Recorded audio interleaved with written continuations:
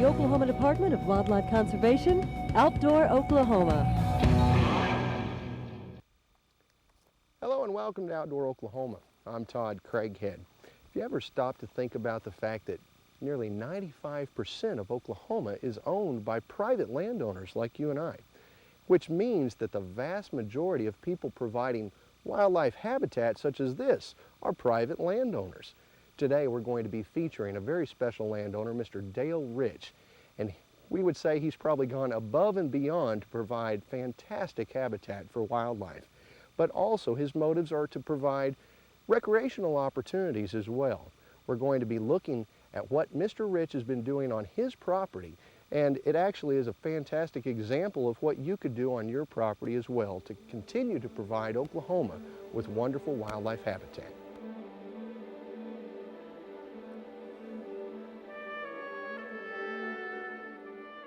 We've always liked the country. Grew up on farms, always wanted to be back out on the farm. This isn't farming because that's not how I make my living, but at the same time it gets us out. But the other part was I was watching my kids grow up, and they had a keen interest in hunting and fishing and getting out as well. You can no longer, doesn't seem like just, have access to land in which to do that. Leases are one option, but I thought, well, my kids are young enough, they would be able to take advantage of this land even after I'm gone. And so I thought it'd be better to buy it. After I've owned it, I find myself more enjoying the managing of it. I like watching the deer, and now that I've got the pond going, I enjoy the managing of the resources. I like watching the things grow, and I get more thrill out of the kids shooting a deer, especially their first ones. It's so exciting, that's probably the biggest thrill for me. So to me, it's now changed from what I thought, the reasons I thought I was buying it. It's more for enjoyment now than it is to have a place to be able to go shoot a deer. Oh, we have lots of friends that they don't have any access to the country, and they've never really been in the country. I mean, I grew up in the country, so I know what it was like, and I missed it. When I moved to the city, I really missed the country, and so this gives us an opportunity to get out of the city, get away from it all. We've got 2 or 3 of my friends into the hunting and fishing, where they either don't have parents that are into it or don't have parents that are willing to take them. This is the main reason for this place, is for the kids. He's got his son involved in hunting from an early age, and he just sees a need for other kids to get involved into hunting. It's a great activity for kids. It teaches them about the land. It teaches them responsibility. It teaches them how to behave around other people. It's just a great thing. Knew I wanted to build a pond. Knew a little bit about, okay, I got to make things grow and things like that, but quickly knew that, probably what I was thinking wasn't right. So I went to the NRCS office and talked with those guys and told them I bought the place primarily for recreational purposes. I wanted to build some ponds for fishing, but my primary goal at that time was to have a place to deer hunt. I met Dale several years ago. He acquired the property, wanted some advice what he could do. We sat down, reviewed the place. Objective was wildlife. Did get a hold of John Hendrix, the Blologist with the Oklahoma Department of Wildlife. Mark called me. He had a landowner, which was Dale, who was interested in wildlife habitat. Had a ranch that he wanted me to come look at with him. So between that phone call, I made a phone call with Dale, and we met together out there on the property and spent a day looking at the property right after he had purchased this piece of land. And from there, which has been several years ago, we've kind of built a relationship that of initiating different projects, and for me coming back and revisiting this property and getting things done. Property basically through the years has been overgrazed by livestock. The forest canopy has basically closed itself. I discussed some practices like controlled burning, try to stimulate the native grasses, also reduce some of the forest floor litter, try to stimulate the forbs for wildlife. Dale did have a lot wildlife coming across the property, but was not staying on here. Now he has 3 species of wildlife. He has the deer, the turkey, and the quail coming back to stay on the property. So it's been a big benefit watching him start several years ago and to see what his objectives have come to. We know that Mr. Rich's objectives were to manage his property for wildlife and to provide a place where he could also introduce friends and family to the great outdoors. So now let's take a look at what he's actually done to his property using the advice he received from the Wildlife Department and the Natural Resources Conservation Service. One of the first habitat projects we looked at on Dale's property was the nesting structure for wild turkey. Basically, when he bought this property, it was a total hardwood forest canopy, and really there was no nesting structure on the acreage that he bought. So we came in and looked at some really good soil sites, come in and created some clearings, which would in turn enhance the native grass structure on his property. Another side point with this, from a deer standpoint, it would also increase a lot of forbs, increase the food resources for them also. So not only did we help provide some nesting structure for wild turkey, we also increase the food resources for white-tailed deer on his property. This is just one place that we're showing the fire guards. They end up being roads, trails, end up taking our tractors back and forth because we've got to brush hog them, disc them, keep the brush down to where they can be used as fire guards when we burn February and March. We've got about 8 miles worth of fire guards where we've taken the entire block of acreage and split it into sections so we can burn some. Some don't need it as often as others need it. So we're rotating the burns. You look at it every year to decide what we're going to burn and make those decisions just basically as you go out and look at the land to see what you need. Another problem that Dale faced on his property was an active stream bank erosional problem that was in conjunction with the river that ran along his property boundary here. Eventually, without nothing being done with this erosional problem, the river would go ahead and cut across this ag field that he wanted to maintain. So what we did, we come in here and chose a species of hardwoods that would not only grow rapidly, but has a very vibrant root system to hold a lot of soil to try to stabilize this very active erosional bank here. So we come in, really established about 20 rows of black locust. So hopefully, with this vegetation established, it will hold the soil and prevent that river from eroding across his ag field. But this is an oak plat that we wanted to try to just thin it and come in here, take the smaller trees, the diseased trees, the ones that just aren't in as good a shape as the others, and thin them down. But you can see this tree is one that we want to leave, whereas this little bitty thing here, not as good a shape, we'll probably want to whack him out of there. But we're doing this with chainsaws, just so we can be a little bit more selective than with the dozer. The dozer pretty well just clears everything out, leaving very few trees. The idea here is to create a better mass-producing trees, as well as create the ground forage that we can produce by thinning the canopy. The perfect complement to all of Dale's habitat improvement efforts would be to provide his family and guests a few creature comforts of their own.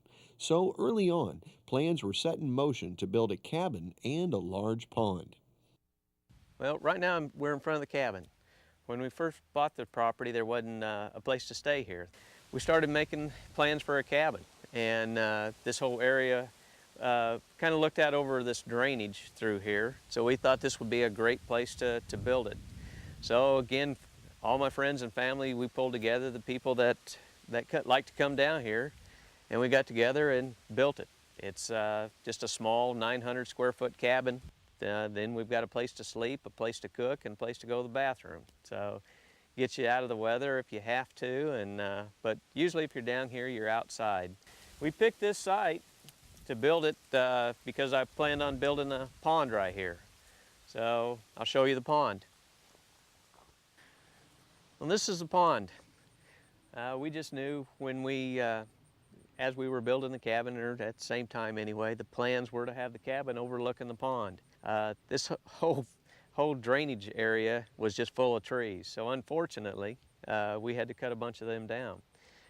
Hired a local construction company that had done a lot of ponds before. This is a little bit larger than normal. It's a total of 16 acres. They had 2 big dozers, 2 scrapers, hauling dirt to the dam, track hoe, trying to get everything cleared out and get the dam put together, building the core, putting the pipe in, everything else. Now it's just a huge amount of entertainment for us. We've been able to bring some kids that haven't had any opportunities to do any fishing and bring them out here, and they get to catch some fish. So we're able to convince other people to start picking up fishing, and so that's a great enjoyment for us. We really enjoy seeing those kids find out that they really enjoy the outdoors, fishing, hunting, just being out here. You know, it's obvious that Dale has done a lot of hard work on this property, from food plots to clear cuts, but truthfully, the most effective and most cost-efficient practice that he's done on his land are prescribed burns. Prescribed burning is a very common and effective land management practice today, but don't take my word for it. Let's let 3 fire experts speak for themselves. Well, when you consider that fire's always historically been a part of the natural systems in Oklahoma, and the best way that we have for managing wildlife is to manage their habitat, fire is an integral part of the way that habitat develops, and it's one of many tools, but one that has been forgotten by a lot of folks and is just now making a comeback. By using a frequent burning regime, then you have promoted more of your understory vegetation, your grasses, your flowering plants, what most people call weeds, which is wildlife food, and many of your native legumes, which are very high protein value. By doing so, then you increase the carrying capacity, that is the number of animals that you can support 365 days out of the year. Many plant and animal species have life cycles that are associated with fire. Fire suppression has caused those species to decline. All of those species require fire to maintain a habitat type, to maintain a habitat structure. If you value ecosystems and ecosystem health, you've got to have fire in it. As far as the economics of fire, it's a very economical tool. If you compare it with a food plot, fire is just astronomically cheaper. It doesn't even compare.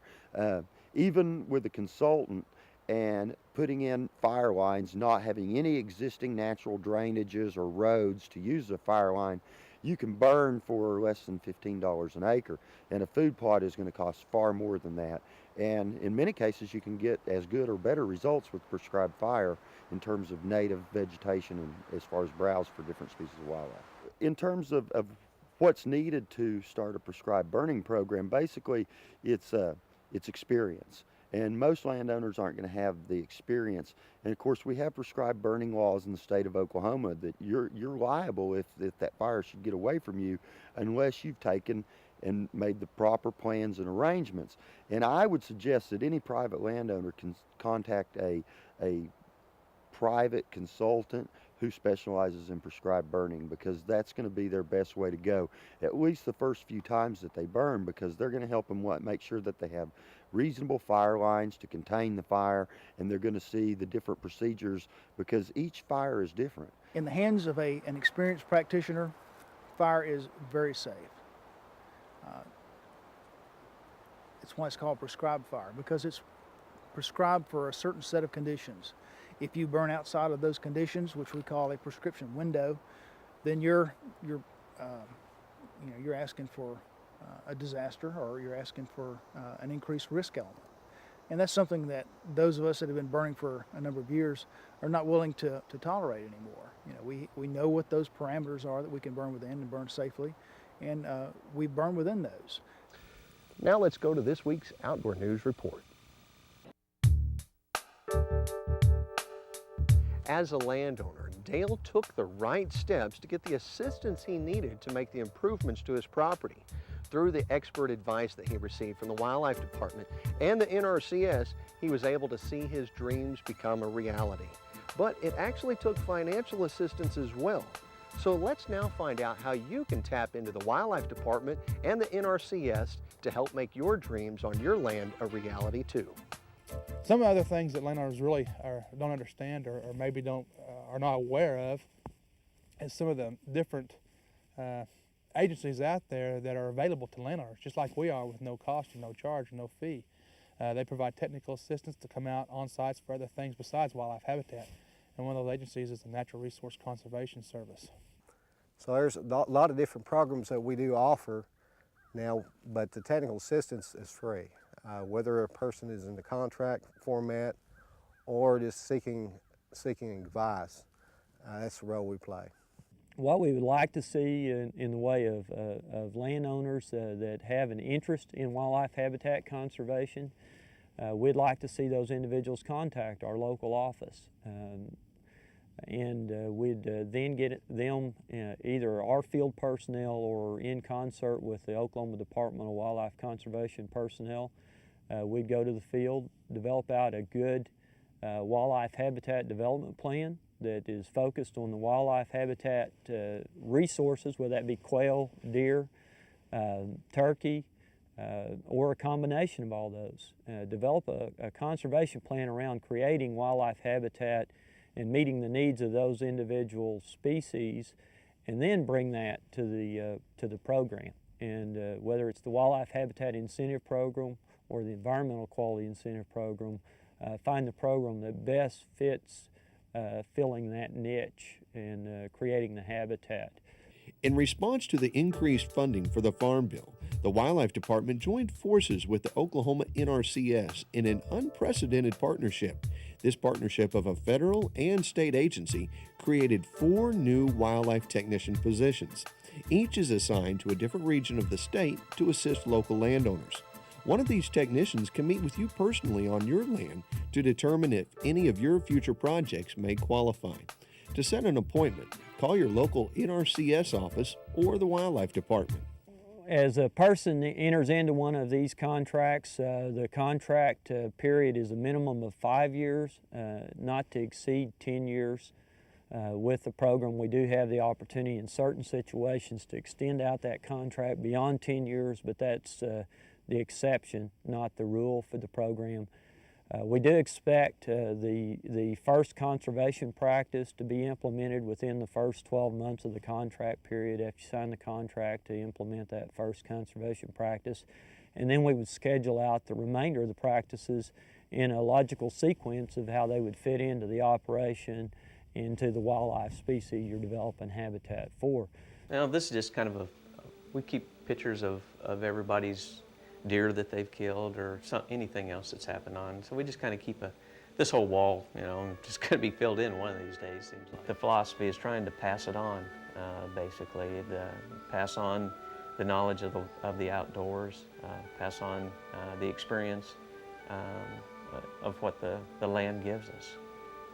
So it's really just trying to pass that on to the next generation, what we know and what we've been fortunate enough to experience. I want to allow my kids and other people's kids to experience to where they can continue that tradition and continue passing it on to the next group. But he did a lot of work and really turned this property around. I believe when he first purchased the property, he may have saw one turkey track, and right now he has turkeys on his property throughout the year. The deer population is doing really well. He's seen some cubby quail, a few cubby quails come back on his property too. So the diversity change on his property has been really almost dramatic compared to what it was when we first showed up. It's, the outdoors is something that we've been given, and we need to enjoy it, take care of it, manage it, use those resources wisely. When we first got the place, it bothered me to tear down a tree. I didn't think that was the right thing to do. I thought fires were wrong. Now though, I've learned that there's reasons that you plant trees, there's reasons you cut trees down, there's reasons to manage that resource. And that's the main thing that I've learned is just, manage these resources and enjoy these resources that we've been given, and take advantage of it, because it's a great, a great gift that we've been given. You know, as I mentioned earlier in the show, an overwhelming majority of Oklahoma's landscape is owned by private landowners. And whereas maybe your goals might not be at the same level as Dale Rich's, every effort makes a difference in Oklahoma's landscape. We'll see you somewhere new next time in Outdoor Oklahoma.